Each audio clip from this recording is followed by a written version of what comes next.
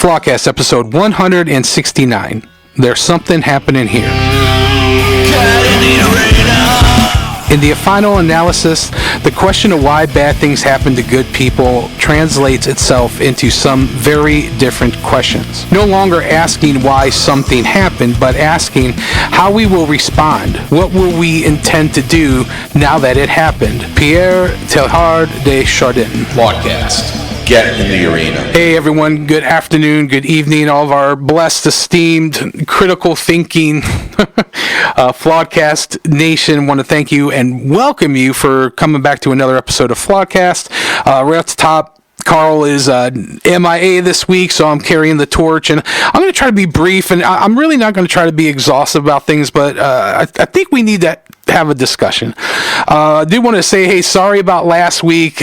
Big shout out to Mike, who messaged us and said, hey, you guys, what's going on? You alive out there? And yes, we just needed to take a week off. So, hey, Mike, want to thank you for being diligent and sharing and just letting people know about the podcast. And thank you for the encouragement, brother. I really needed it. So, but like the rest of you who reach out and encourage, please share. Mike, share. Dave, Adam, the regular crew that always hits me up and lets me know how things are going. I appreciate that so much. But please share. I think we are making a difference, and we just need you to continue to share. That's how we're going to be able to grow. We're anywhere podcasts are, Flawedcast CLE, on Apple, Google Play, Spotify, Breaker, Anchor.fm. You can find us on the video platform Rumble, all under Flawed Inc.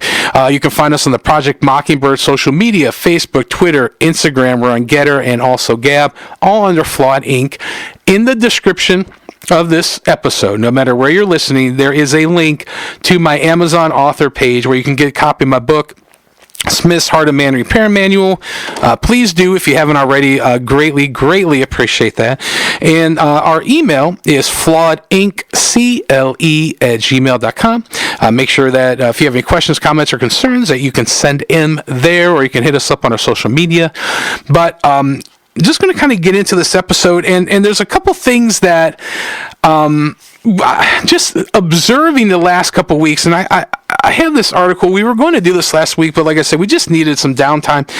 But there's a couple things that are going on right now that if you're not being observant, I believe they're big things, and they're compiling and they're expanding this house of cards. Now, I just want to say that there's these articles are a little old as news goes. They're about a week old, but I want to hit on these subjects. The very first thing that we need to talk about is the fires in Maui. I got an article here from the New York Post. It says, Maui wildfires that have killed at least 96 caused by damaged Hawaiian electrical power lines, lawyers claim. This is an article by Kenny Reyes. This was in New York Post last week, but it's interesting because this is what is being said. Lawyers investigating the cause of massive Maui wildfires, that's hard to say, that killed 96 people claim the blaze was a result of damaged equipment owned by Hawaiian Electric. All evidence, videos, witness accounts, burn progressions, and utility equipment remaining point to Hawaii Electric equipment being the ignition source of the fire that devastated Lahaina. And that's just a brief part of this article, but there's hundreds of children missing. Let me get back to that and say it again. Hundreds, maybe even more than that, at last I count, of children missing. This is the most expensive real estate in the world. And from eyewitness accounts, a lot of the people in this area were by very wealthy people or governmental agencies were offered to buy a lot of this property recently, and they all turned it down. This is Hawaiian island land, ancient lands, familial lands, farms. People do business here. People have lived lives for centuries and centuries here, and they just didn't want to sell it. And right down the road is some of the most expensive real estate in the world, the second highest real estate in the world. And there were so many failures in this, and there's a theory I want to touch on in a bit, but I want us to really look at this. What they're saying in this article, if you keep reading, is that the Hawaiian Electric didn't do their proper due diligence to make sure that the power lines were kept clear. They normally cut like 10 feet back to make sure there aren't any obstructions in the power lines. I guess they've neglected that for a while. They've also they cut off all water to the people that lived in that area once the fire started, but they didn't cut off the power in these power lines. This is what a lot of times happens. You lose power in the thought that if power lines are down, it won't start a fire. But even this fire itself, looking at the footage and how these cars burned, how they melted, the glass melting, the aluminum melting, there's this eeriness about it. There's something not quite right. And coupled with the fact that the governor of Hawaii has talked about wanting to make the Hawaiian Islands a hub of 15-minute cities, which, if you don't know about that, it's what is being aimed towards in the future, where people are going to gather in these shoebox type apartments where everything they quote unquote need is within 15 minutes. Work, groceries, entertainment, anything in that regard. And basically it's to herd civilization, people into these controllable cities that it's not going to take a lot to make sure that people are compliant, and it really has to do a lot with the population. But the one theory that shout out to my buddy Mike, that he brought this to my attention. He wanted to talk he wanted to bring up the idea of DEWs, which are direct energy weapons. And a direct energy weapon is a ranged weapon that damages its target with highly focused energy without a solid projectile, including lasers, including microwaves, particle beams, and sound beams. And the potential application of this technology include weapons that target personnel, missiles, vehicles, and optical devices. In the United States, the Pentagon of DARPA, who I know we've talked about many times, and the Air Force Research Laboratory, United States Army Armament Research Development and Engineering Corps, and the Naval Research Laboratory of Research and directed energy weapons to counter ballistic missiles. So, America's already used these, and not just America, but China, France, Germany, the UK, Russia, India, Pakistan. They've also developed military grade DEWs alongside with Iran and Turkey. And so the idea of how hot, how fast this fire burned, I mean, just do a little research. I'm not going to really get into this. I'm really needing you guys to do some hands-on stuff and start studying and looking at the absolute hellscape that these fires left in Hawaii. And on top of all that, not so if all this stuff wasn't bad enough, there are supposed to be a series of meetings in September and October from some of the technological forefront of industries and gimmicks and technologies that are going to be hosted in Hawaii. So it's just all these things, and it's something's happening here. My thought is, well, it doesn't really matter what my thought is, I guess, but it doesn't make sense. Not only that, but the police in those areas were directing people to not be able to exit. They had no way to fight this fire. They had no early warning because all the early warning detective systems were completely shut down. These people were like sitting ducks, and we're now looking at this some weeks later where it is not a conspiracy theory landmine that the New York Post is now saying, hey, this is what happened, and a large portion of the Hawaiian Island governmental agencies were largely responsible. And the larger implication is simply this, is if that can happen to Hawaii, if that can happen to the second highest real estate priced land in the planet, if that can happen to these ancient ancestral grounds that the Hawaiian citizenry hold sacred to them, and it can, by way of either technological or just ignorance, be taken away, not by eminent domain, but because they destroyed it. We need to really start and think why. And why haven't FEMA? Why hasn't the Red Cross? Why is it that these organizations that normally, even Biden, only went there after so many people start to make a fuss, and then he starts talking about he had a kitchen fire and he could relate. I don't think you can relate when your house melts and everything that you've owned and your ancestors have owned is literally destroyed.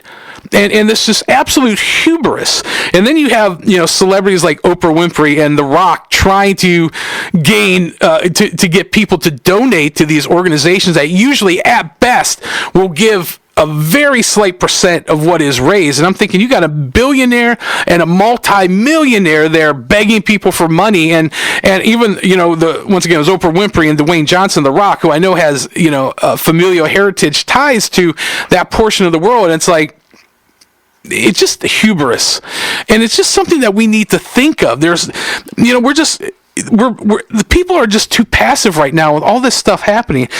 The other thing I want to talk about, and I say this to you having a different position than I had years ago, but it's the idea of Trump's federal indictments. President Trump's federal indictments and state indictments. And I broke this down, and as of this, when you're hearing this, Trump has 91 state and federal charges. And there's an article from the Washington Post. I'm going to try to remember to put the link here below so you can read that. But it says, President Donald Trump faces a total of 91 charges across 4 criminal cases. They include 44 federal charges and 47 state charges, all of them felonies. All of 91 felony charges for the former president. And if the thought of that doesn't hit you, that this is lawfare, and think of the mean tweets, the weird hair and all that stuff aside, if the fact that this doesn't frighten you, that political opposition is being weaponized and targeted, and it's just the first layer, because once they get to him, it's an open field of everyone else. But I'm just going to try to break this down. So the federal charges, there's 4 charges related to January 6th, and then there's 40 charges related to classified document case, which is, it's just erroneous. There really is no leg to stand on, but it's not stopping them from bringing this up. And then in New York, he has 34 falsified business records, 34 felony falsified business record charges are being brought against him. In Georgia, he has 13 felony charges related to the 2020 election, and some of these are documented claims, like they blocked out the windows and they said that there was a water main that broke. They had to block out the window so people couldn't see inside for hours. It's just like making comments about these things that happen. And the reason this is scary is because this has never been done in the history of the United States. There's never been such a concentrated effort against villainizing and then stopping who is now, at the time of recording this, the verifiable Republican frontrunner for the 2024 election. And if that doesn't scare you as you're listening to this, that the political opposition of this gentleman, Donald Trump, is using everything that they can to throw him at the book and throw him outside the book, to throw at this guy, we need to wake up, because if these go through, and he's combined all together, he's looking at over 700 years in jail, which is just astronomical. If that goes through, there is no stopping the kind of Orwellian state that we're going to live in. And trust me, for you that are listening that may not be politically minded, but we need to look at this more holistically. Going back to Hawaii, there is no accountability to absolutely stop them and from having them demolish these lands. And I guarantee within the next little bit, we're going to see the creation of a 15-minute city.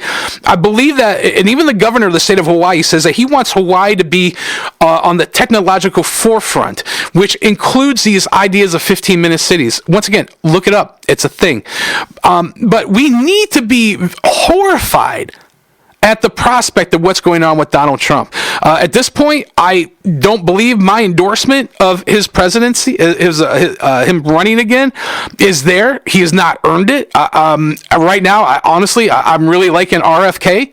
But nonetheless, this gives Donald Trump so much more credence and so much more viability, and it seems like every time that they do something like this, his popularity just increases. And you have to think, we look at terms of history, and history does nothing but repeat. There's a lot of potential things that could happen. And I'm not calling for it. I'm not hoping this would happen. But anything from a suicide to revolution to civil war, which I believe is trying to be started and promoted. Gladly it hasn't. Gladly every effort has been just completely faulted, and I believe that's because of the hand of providence that remains on this country. But the third thing I want to really talk to you about, and this to me is probably the most egregious, is this return of COVID and these lockdowns and these mandates. The complete state of California and New York have already started to introduce these 2020, 2021 era lockdown and mask regulations. And the thing that's horrifying to me about this is that, and I'm going to be speaking spiritually, but not only economically, the country was annihilated economically. And the classification or distinction between an essential person or essential business and a non-essential person and non-essential business, it just goes to show you what the priorities are at this stage of their globalist takeover. But the thing that we need to be aware of is that I don't believe I keep hearing people say, "Oh, they're awake. We're not going to take it this time." I hope I'm proven wrong, but if history does repeat itself, we are going to see that the majority of people who have lived throughout history have been a serf class. And what I mean by that, I've talked about this for episodes in the past, but a serf class instinctively, people inherit this through their collective DNA and what was passed on to them from their forefathers. As a serf class was just the average working class who was ruled over by royalty, the lords and the kings and queens and so on and so forth throughout history. And it's something that most people have inbred in them, that, I'm just going to keep my head down and do what I told them, not question things. I hope I'm wrong, but I'm even the other day, one of my best friends and I went to a record store, and every single employee in the record store was wearing the mask, and it like hit me. Here's the funny thing, because people know that I'm a big InfoWars fan. I do listen to Alex Jones, and this guy called it like 3 weeks ago, as you're listening to this, that he got information that was going to happen again. And listen to this. So this is an article in Newsweek, stated 8/25/2023, by a guy named Nick Reynolds. It's called "COVID Mask Mandates Make a Comeback. Some public and private employees are returning to mask mandates amid a recent spike in COVID-19 cases nationwide due to new variants of the virus, according to the Associated Press. As students returned Sunday to Morris Brown College, a small Atlanta-based historically black college, the university announced it would be imposing a 2-week mask requirement as well as a ban on large gatherings following the reports of positive cases among students at the Atlanta University Center, Fox 5 News Atlanta. So what is 15 days of flatten the curve? They're doing the same thing. You can't gather in large crowds. You got to wear the masks. Here's another one. Hollywood studio Lionsgate, who usually puts out most of Saint Stallone's recent movies, so this piqued my interest. Hollywood studio Lionsgate also imposed mask mandates for employees on certain floors of the Santa Monica office building after several employees were tested positive for the virus, the Hollywood Reporter reported on Monday. According to the AP, One of the new COVID-19 strains, Eris, recently became the dominant strain in the United States, accounting for more than a fifth of all new COVID-19 cases in the country in last week's reporting by the Center for Disease Control and Prevention, CDC. Meanwhile, cases of the new Formex variant currently account for approximately 13.3% of all new U.S. cases, clearly double from where it was 2 weeks earlier. While case numbers are nowhere near where they were at virus's peak due to the country's roughly 70% vaccination rate, deaths have fallen by nearly 4% or 4 points since its summer 2020 peak of 5.7%. In the past week, the number of deaths from the virus increased to more than 21%, according to the CDC data, while hospital admissions in some states have been similarly sharp rise. The return of masking policies follow current CDC guidelines for individuals and community actions and COVID-19, which are tied to hospital admission levels. And at this point, those rates are currently low for more than 97% of the country, a CDC spokesperson told Newsweek on Friday. So what they're doing, so listen to this. This is out. This is happening. It's increasing. It's going up, blah, blah, blah. Now we're getting gaslight. So it says, not real news, a look at what didn't happen this week. Social media users shared a range of false claims this week by the Associated Press. Same people that Newsweek quoted. This was from August 25th. It says, conspiracy theorists spreads false information about the return of COVID-19 updates. Claim, TSA, Transportation and Security Administration managers were told on August 15th that by mid-September they, along with airport employees, will again be required to wear face masks, and by mid-October the policy will apply to travelers, as well as further the managers be told the COVID-19 lockdowns will return by December. Here's the facts according to this article. No such announcement was made to TSA, an agency spokesperson told the AT spokesperson for the Centers for Disease Control and Prevention, which issue a now expired travel mask mandate in 2021, also refuting the rumors.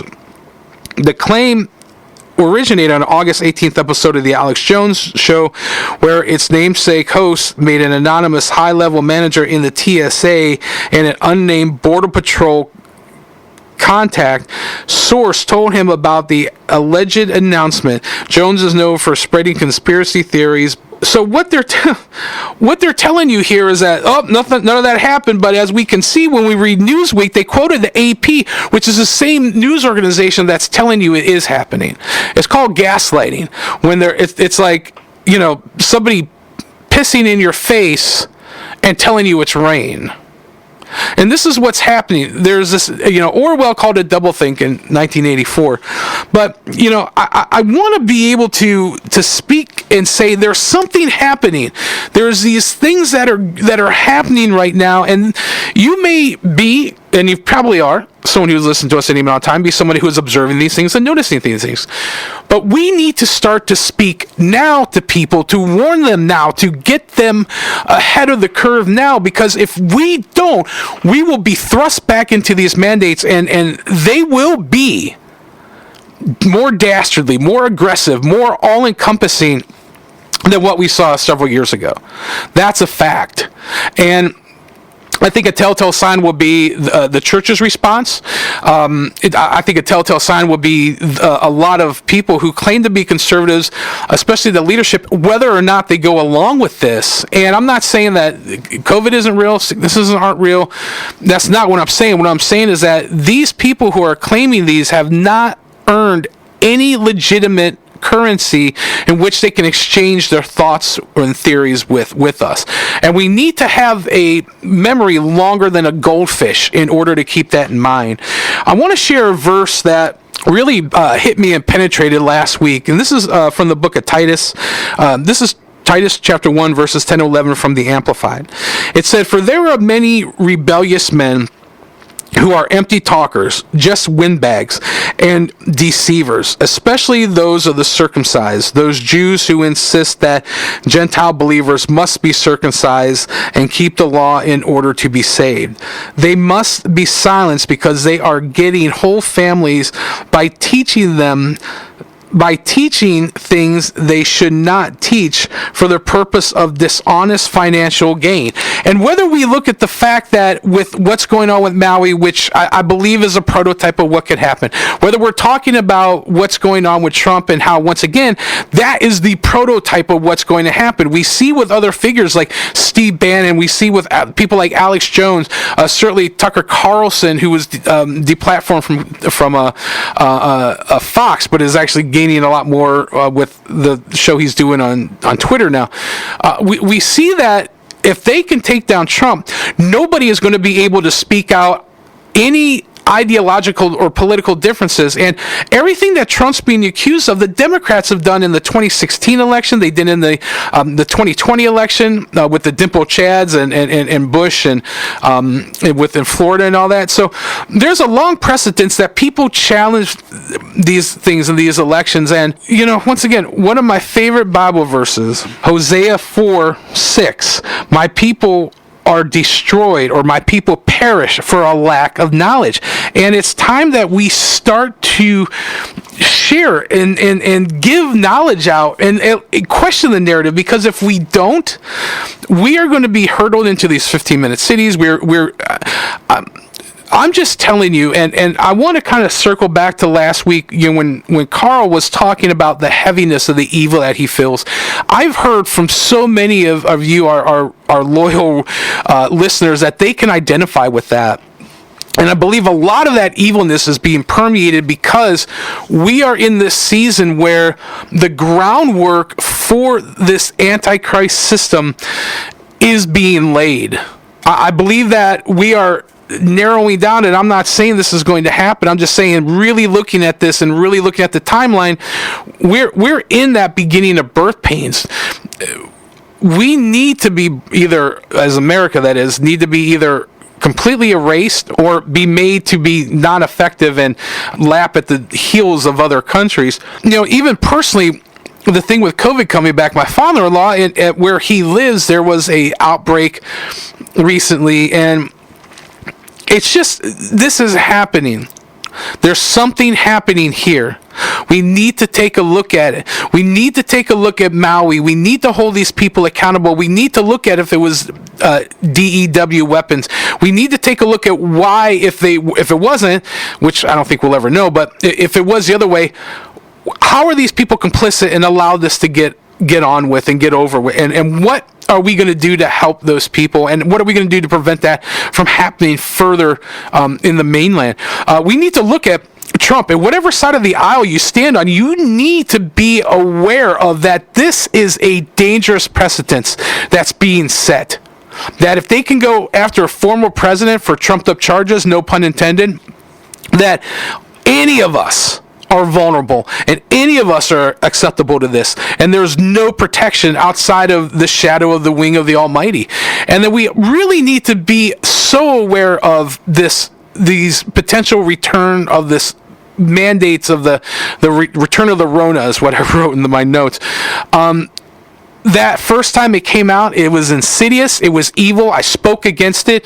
Fortunately, what God spoke to me was accurate, and I'm thankful to Him for that. But this feeling is like it's here again, and we're weary. And I'm just sharing, like, there's so many of us who have fought and have spoken up and tried to be a light and be a voice. And it's like, I know that the darkness is beating us down, and I want to speak to you in the name of Christ and say we have to stand and we have to fight. We have to make our brothers and sisters aware. We are our brother's keeper. We are our sister's keeper. And we need to tell them that this evil can be stopped, but it can't be stopped unless you do something about it. And I just wanted to bring this, not to bring anyone down, not to make anybody feel worse than they already do, but to say you aren't alone. That you listening to this and noticing these things, you aren't alone. The devil wants to keep you isolated. And even like it says in the book of Titus, there's been evil men for many years, but that doesn't mean we should allow them to continue on. And rebellious, treacherous men that are doing things out of financial gain for sure, but we need to look at the spiritual ramifications of everything that's going on. So if you've not thought of things this way, if you've not seen that there's a connective tissue between these, I really encourage you to, and I'm not giving you great detail like I normally do, because I am encouraging you to look these things up. Look up what 15-minute cities are. I want you to look up, I'm going to put the links in the description below for these articles. Read these articles. Learn what gaslighting is. Learn that they're telling us, we're shutting this down. We're introducing this. But no, the people speaking out about it are trying to warn you. They're crazy. There's nothing happening. We're being gaslit. And more importantly, we're being lied to. And like Carl taught the last episode, if we are a friend of Christ, we know that he wouldn't lie to us. So we have people that are being caught in deception and lying to us. We know that's not of God, and we need to be watchmen on the watchtower so that, once again, we will be our brother's keeper. So I'm just going to close this out in prayer. Lord, I ask right now for everybody listening that you give them strength, me included. I ask for increased level of discernment. I ask for a increased hunger for your word and increased hunger to spend time with you in prayer, and that you would draw us all, myself included, closer to you, God. I ask that you would continue to just unveil the evil ruse of the devil, and that you would just make people's resolute in their conviction and what you hold as right and you hold as purposeful and what you hold as good. And God, I ask that you would just give them refreshing, that you would send refreshment, that you would send encouragement, that you would send rest to them. In Jesus' name, amen. So hopefully this was kind of brief. I appreciate you guys listening. I want you to share. Once again, we're anywhere you can listen to podcasts, Flawedcast CLE, Apple, Google Play, Spotify, Breaker, Anchor.fm. We're on the video platform Rumble under Flawed Inc. We're on the Project Mockingbird social media, Facebook, Twitter, Instagram, Getter, and Gab, all under Flawed Inc.